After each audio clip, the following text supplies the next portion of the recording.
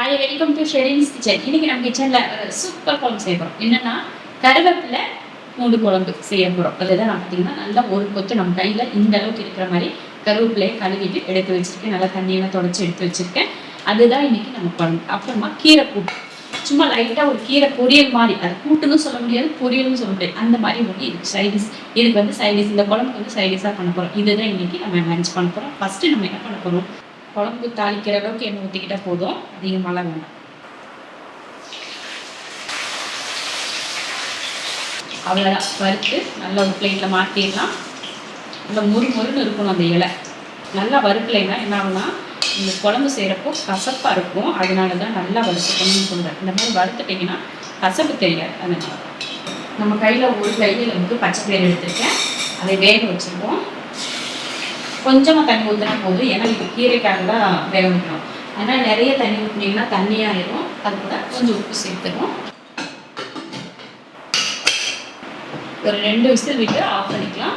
ஏன்னா உங்களுக்கு ஒவ்வொரு குக்கரில் ஒவ்வொரு விதமாக வேகும். அதனால நீங்கள் எப்படி வேகும் பார்த்துட்டு வச்சுக்கோங்க. நம்ம குக்கரில் பார்த்தீங்கன்னா ஒரு 3 விசிலில் பச்சை பயிர் வந்து வெந்து குழஞ்சி போயிடும். அதனால நான் ஓரளவு வேக வச்சு எடுத்துக்கிறேன். அப்புறமா இங்கே கருவேப்பிலை நல்லா ஆறிடுச்சு.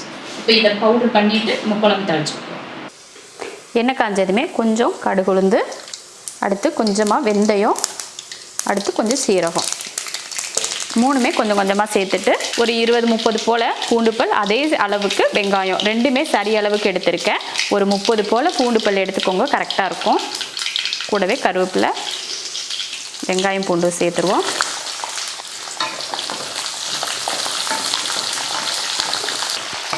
பாருங்கள், நல்லா வதங்கிடுச்சு. ரொம்பையும் கருக விட்டோம்னா கசந்து போயிடும். அதனால ரொம்ப கருக விடக்கூடாது. இந்த அளவுக்கு நல்லா கலர் மாறி வர்றப்போ நம்ம மற்ற பொருளெலாம் சேர்க்கணும். கருவேப்பிலையை பொடி பண்ணியிருக்கேன், அதை சேர்த்துடலாம். நல்லா மொறுன்னு வறுத்து நல்லா இந்த மாதிரி பவுட்ரு பண்ணியிருக்கேன்.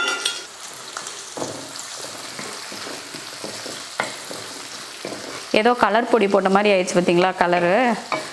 பார்த்துமே அப்படியே மனமும் பார்த்திங்கன்னா நல்லா கமன்னு மணக்குது. அவ்வளோதான். அடுத்து தக்காளி சேர்த்துருவோம். தக்காளியும் பார்த்திங்கன்னா நான் அரைச்சி தான் எடுத்திருக்கேன். 2 தக்காளி எடுத்து நல்லா இந்த மாதிரி அரைச்சி எடுத்திருக்கேன். எடுத்துட்டு தக்காளி சேர்த்ததுனால நல்லா அந்த தண்ணியெல்லாம் வற்றி எண்ணெய் பிரிஞ்சு வரணும், அது போல் வதக்கிக்கலாம்.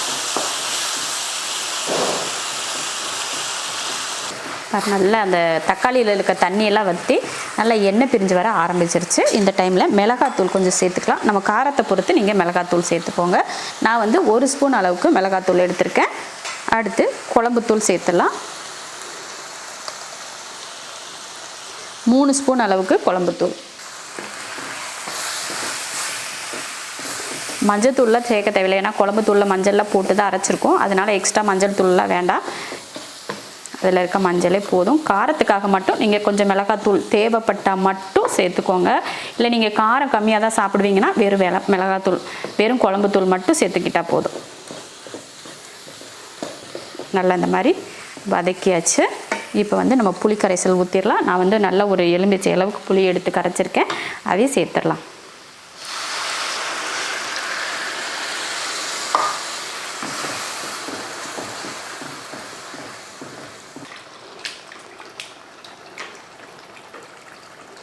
குழம்புக்கு தேவையான தண்ணி சேர்த்து கூடவே உப்பும் பார்த்து சேர்த்துக்கோங்க. சேர்த்துட்டு கலந்து விட்டுருவோம். ரொம்பலாம் தண்ணி சேர்க்க வேணாம். நல்ல குழம்பு பார்த்திங்கன்னா நல்ல ஒரு கெட்டி பக்குவத்துக்கு ஒரு கிரேவி மாதிரி இருந்தால் தான் டேஸ்ட் ரொம்ப நல்லாயிருக்கும். கொஞ்சம் ஊற்றி சாப்பிட்டாலும் நம்ம நிறைய ரைஸ் வந்து போட்டு பிசைஞ்சு சாப்பிட்லாம், அந்த மாதிரி இருக்கும்.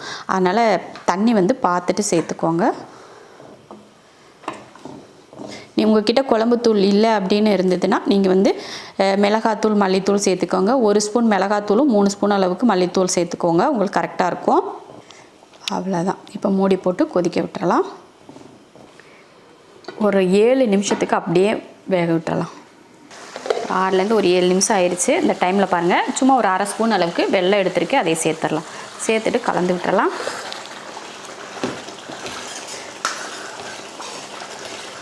பாருங்கள், நல்லா பக்குவம் வந்துடுச்சு. மசாலாலாம் பச்சை வாடையெல்லாம் எப்பயோ போயிடும் ஒரு 5 நிமிஷத்துலேயே. ஆனாலும் கொஞ்சம் அந்த எல்லாம் கிரேவி எல்லாம் அந்த எண்ணெயோடு சேர்ந்து நல்லா வேகணும் இல்லையா, அதுக்காக தான் ஒரு 7 நிமிஷம் சொன்னேன். இப்போ வெல்லம் சேர்த்தும் பார்த்திங்கன்னா நல்லா கரைஞ்சி 1 நிமிஷத்துக்கிட்ட ஆயிடுச்சு. இப்போ வந்து கருவேப்பிலை பூண்டு குழம்பு ரெடி ஆயிடுச்சு. இப்போ அடுப்பை ஆஃப் பண்ணிக்கலாம். அடுத்து கீரை தாளிக்கிறதுக்கு பார்த்திங்கன்னா ஒரு 2 ஸ்பூன் அளவுக்கு எண்ணெய் ஊற்றிக்கலாம். அவ்வளோதான். எண்ணெய் காஞ்சதுமே கொஞ்சம் கடுகு உளுந்தும் ஒரு 1/2 ஸ்பூன் அளவுக்கு சீரகமும் சேர்த்துக்கலாம். நல்லா பொரியட்டும்.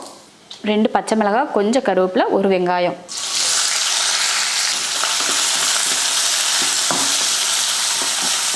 வெங்காயம் போட்டு ரொம்பவும் வதக்கூடாது. நம்ம பொரியலுக்கெல்லாம் எப்படி வதக்குவோமோ அந்த மாதிரி நல்லா அந்த பச்சை வாடை போகிற வரைக்கும் வதக்கிக்கிட்டால் போதும்.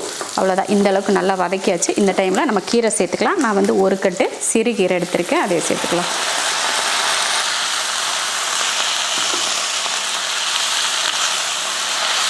நல்லா கலந்து விட்டதுக்கப்புறமா பார்த்திங்கன்னா கொஞ்சமாக மஞ்சள் தூள் சேர்த்துக்கலாம். கொஞ்சம் மஞ்சள் தூள், கொஞ்சம் கீரைக்காக உப்பு. பச்சை பயிரில் வந்து உப்பு போட்டு வேக வச்சுருக்கோம், அதனால் கீரைக்காக கொஞ்சம் உப்பு சேர்த்து கீரையில் இருக்க தண்ணியிலேயே நல்லா வெந்துடும் கீரை. அதுக்கு எக்ஸ்ட்ராலாம் தண்ணி ஊற்றக்கூடாது.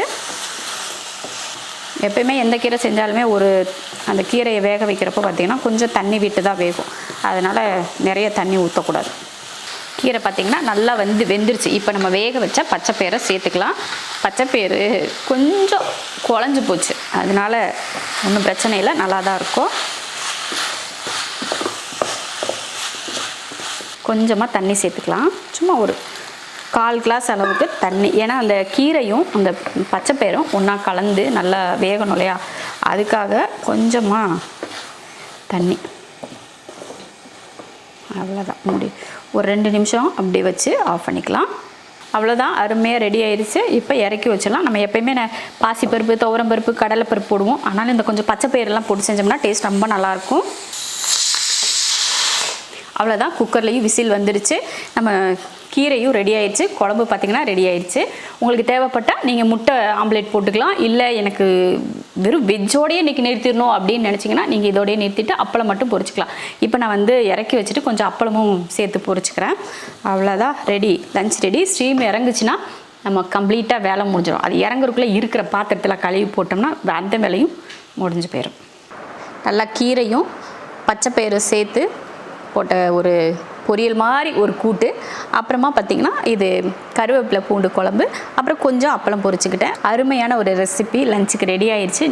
நல்லா சோறு சுட சுட சோத்தை போட்டு இந்த மாதிரி பிசைஞ்சு கொதிக்க எடுத்து சாப்பிட்டா, நிறைய போட்டு பிசையக்கூடாது, அப்படியே இந்த மாதிரி தொடச்சிக்கோன்னு சொல்லி இந்த மாதிரி அப்படியே பிசைஞ்சு சாப்பிட்டோன்னு வச்சுக்கோங்களேன், அவ்வளோ நல்லாயிருக்கும். உண்மையாகவே இந்த மாதிரி புளி குழம்புங்கள்லாம் செய்கிறப்போ நிறைய குழம்பு ஊற்றி சாப்பிட்றத விட லைட்டாக இந்த மாதிரி பிசைஞ்சு சாப்பிட்றப்போ தான் அதோட டேஸ்ட் வந்து நமக்கு ரொம்ப நல்லாயிருக்கும்.